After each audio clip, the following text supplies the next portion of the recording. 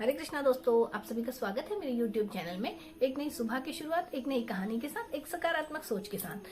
तो आइए शुरू करते हैं आज की कहानी। आज की कहानी का नाम है जैसी करनी वैसी भरनी। एक बार एक गांव में दो किसान रहते थे और दोनों के दोनों अड़ोसी पड़ोसी थे। तो एक का नाम था धनीराम और एक का नाम था राम प्रसाद। तो दोनों के दोनों में बहुत अगल बगल में रहते थे, तो मित्रता भी थी। तो दोनों के दोनों अच्छे से, उनके पास काफी सारी जमीन थी जिसपे वो खेती किया करते थे। तो एक बार क्या होता है, जो राम प्रसाद था वो बहुत अच्छी विचारधारा वाला व्यक्ति था, और जो धनीराम था वो बहुत ही लालची और कपटी किस्म का आदमी था। तो जो राम प्रसाद था वो हमेशा, अब अधिकतर उसकी आदत हुआ करती थी कि वो अपने घर के आसपास, अपने आसपास के गांवों में जाकर मालूम किया करता था कि किस चीज़ की खेती आजकल ज़्यादा लोग कर रहे हैं। और वहाँ जाकर आसपास की मंडियों में भी जाके, जहाँ सब्जियाँ बिकती थी उनकी, जहाँ उनके खरीदार होते थे, वहाँ जाकर वो मालूम किया करता था कि किस चीज़ की ज़्यादा डिमांड है जिसको वो अपने खेत में उगा सके। तो और जब वो अपने खेतों में उन्हीं चीज़ों को उगाया करता था, तो जो धनीराम था वो बहुत चालाक था। वो सोचता कि अरे, ये तो पता करके आ ही गया है, और अब क्यों ना मैं भी यही चीज़ें अपने खेत में उगा लेता हूँ। तो दोनों के दोनों इस तरह से खेती करके और फिर उनको बेच के, फल फ्रूट जो भी वो उगाते थे उनको बेच के वो अपना जीवन यापन किया करते थे।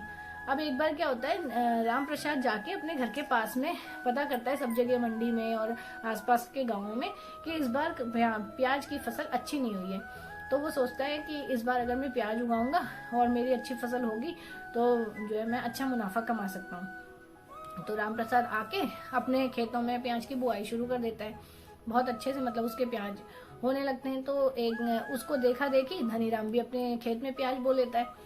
तो एक दिन फिर थोड़ा जब खेती अच्छे से होने लगती है, तो राम प्रसाद थोड़ा सा प्याज निकालता है और सोचता है चलो आज इसको मंडी में बेच के आता हूँ, देखता हूँ क्या स्थिति है मंडी की। तो वही उसी के साथ में धनीराम भी अपना प्याज निकालता है और वो भी उसको बेचने के लिए मंडी में चला जाता है। अब दोनों अगल बगल में बैठे होते हैं, तो दोनों का प्याज बिक जाता है। बहुत ही कम टाइम में दोनों का प्याज अच्छे दाम पे बिक जाता है। तो राम प्रसाद सोचता है कि चलो अच्छा हुआ, ये तो आज अच्छा मुनाफा मिल गया। अब और जो मेरे प्याज है उन सबको भी मैं जल्दी ही बेच के थोड़ा मुनाफा कमा लूंगा। तो घर आके धनीराम भी अपनी औरत से कहता है, पत्नी से, कि देखो आज का इतना मुनाफा मिला है। तो उसकी पत्नी भी बहुत खुश हो जाती है, अरे वाह आज तो बहुत अच्छी कमाई हो गई है। तो धनीराम के लेकिन दिमाग, क्योंकि वो कपटी प्रवृत्ति का था, लालची प्रवृत्ति का था, तो उसका दिमाग उल्टी दिशा में चलता है। तो वो अपनी पत्नी से कहता है, मुझे ना एक तरकीब सूझी है कि एक काम करते हैं कि आज रात हम कुछ करेंगे। तो फिर जब धनीराम कहता है आज रात को हम कुछ काम करेंगे, तो उसकी पत्नी कहती है ठीक है। तो जब राम प्रसाद सो जाता है रात को, तो धनीराम क्या करता है कि जाके राम प्रसाद के खेत में से सारी प्याज निकाल लेता है। और फिर जब थोड़ा और उसका सारा प्याज निकालने के बाद फिर आके अपने खेत में से भी सारा प्याज निकाल के और भर के खूब अच्छे से बोरियों में बांध के अपने घर में जो एक कमरा था उस कमरे में भर के डाल देता है सारा प्याज, और कमरे के बाहर से लगाता है ताला। अब अगले दिन राम प्रसाद उठता है और देखता है कि अरे खेत में तो प्याज है ही नहीं, और सिर पकड़ के बैठ के रोने लग जाता है कि खेतों में से प्याज कहाँ चला गया। तो उसको देख के और जानबूझ के बनावटी बन के ये धनीराम भी वहां जाता है, कहता है अरे तुम्हारे खेतों में से प्याज कहाँ चला गया, और मेरे खेतों का भी यही हाल है, और रोना धोना मचाता है उसके साथ में मिल के कि हाँ मुझे भी नुकसान हो गया। तो अब जबकि राम प्रसाद को कुछ नहीं मालूम कि ये सब धनीराम का करा धरा है। तो इस तरह से दोनों के दोनों रोने धोने लग जाते हैं, परेशान हो जाते हैं कि हमारा प्याज कहाँ चला गया। अब मन ही मन तो धनीराम बहुत ही ज़्यादा खुश हो रहा था कि अरे वाह, मेरे पास तो अपने खेत के प्याज के साथ साथ इसके खेत का प्याज भी आ गया। अब तो मैं डबल क्या 4 गुना मुनाफा कमाऊंगा, अब तो मेरी चांदी चांदी है। तो फिर वो आ जाता है अपने घर और अपनी पत्नी से कहता है, उसकी पत्नी कहती है, धनीराम की पत्नी कहती है कि जाओ अब ये सारा प्याज धीरे धीरे करके तुम मंडी में बेच दो। तो वो कहता है नहीं नहीं, अभी धनीराम कहता है नहीं नहीं अभी नहीं बेचूंगा, अभी इसको और महंगा होने का इंतजार करते हैं।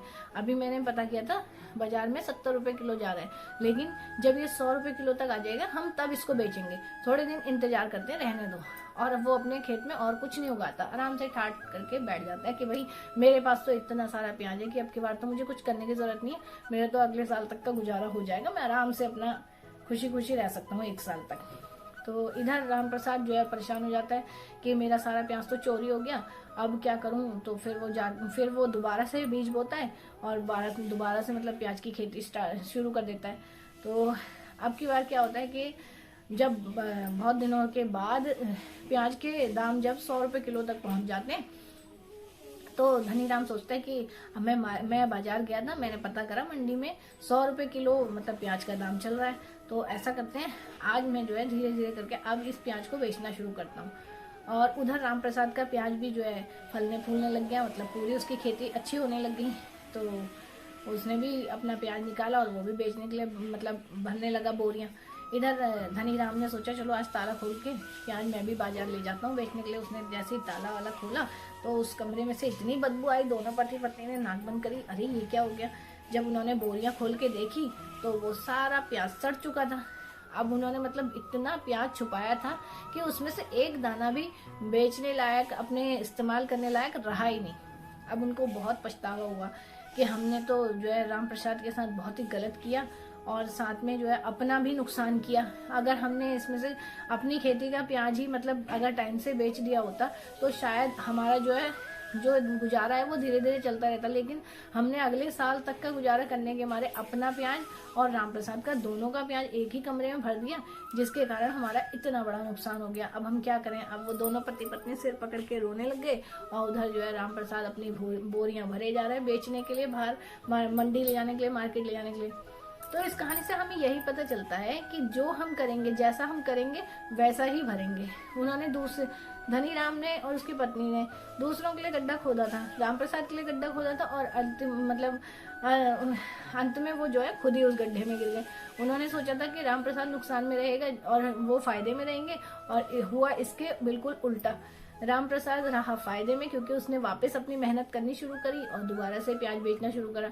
और इधर जो है धनीराम ने उसका प्याज भी और अपना प्याज भी चोरी करके छुपाया, तो नुकसान दोनों मतलब दोनों पति पत्नी को बहुत ज़्यादा नुकसान झेलना पड़ा। तो फिर उस दिन से उन्होंने कसम खाई कि आज के बाद ना हम अपना नुकसान करेंगे, ना कभी दूसरे का नुकसान करेंगे। तो हम अब अपनी ईर्ष्यालु प्रवृत्ति को छोड़ देंगे। आशा करती हूँ आज की ये कहानी आपको बहुत पसंद आई होगी। कल फिर मिलूंगी एक नई कहानी के साथ। आज महाशिवरात्रि के पर्व की आप सभी को हार्दिक शुभकामनाएं। और अगर आप मेरे चैनल पर नए हैं तो चैनल को सब्सक्राइब कर लीजिए रोज एक नई कहानी सुनने के लिए। और भगवान का धन्यवाद करते रहिए, धरती माता का धन्यवाद करते रहिए, सूर्य को जल अर्पित करते रहिए। भारत माता की जय। जय जवान जय किसान। हरे कृष्णा हरे कृष्णा। आप सभी का बहुत बहुत धन्यवाद।